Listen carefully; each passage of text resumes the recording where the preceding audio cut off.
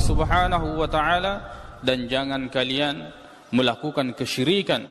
Bahwa kemudian kita menghadapi kenyataan sekarang ini bahwa hari ini umat Islam di Arab Saudi itu telah melakukan wukuf di Arafah dan kita belum.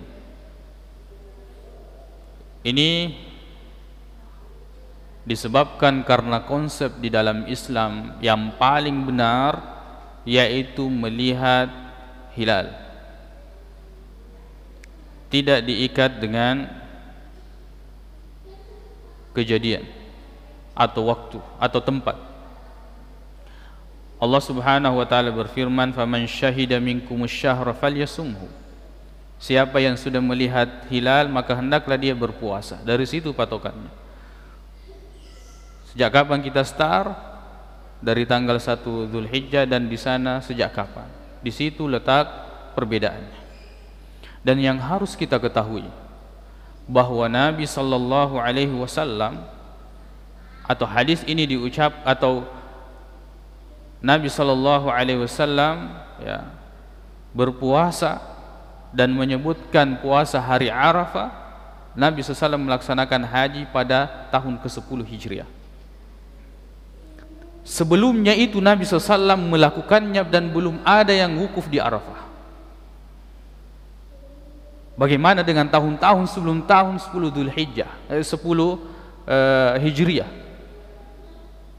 Nabi SAW berpuasa di Madinah dan tidak pernah menanyakan apakah di Mekah sudah wukuf. Tidak menanyakan itu.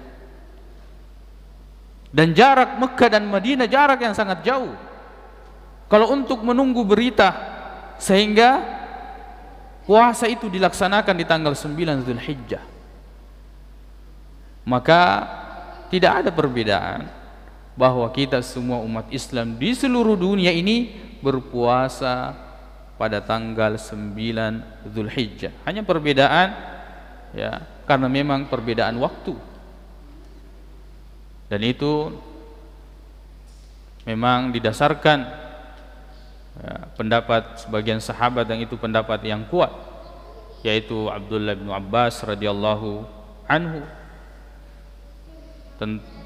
Hadis Quraib, hadis riwayat Muslim, bahwa beliau Quraib ini, Maula Ibnu Abbas, pernah diutus ke Syam untuk satu urusan. Kemudian mendapati di sana Ramadan, di sana. Kemudian sebulan dari situ ditanya bahwa hari apa engkau memasuki Ramadan? Dia mengatakan malam Jumat. Abdullah bin Abbas mengatakan kita di sini malam Sabtu. Lalu kemudian kami akan berpuasa sampai 30 atau kami melihat hilal Syawal, baru kami berbuka. Kata Quraib, kenapa kamu tidak mengikuti ru'yanya orang-orang yang di Syam, umat Islam di sana dan Muawiyah? Kata Abdullah bin Abbas, tidak seperti itu yang diperintahkan oleh Nabi sallallahu alaihi wasallam.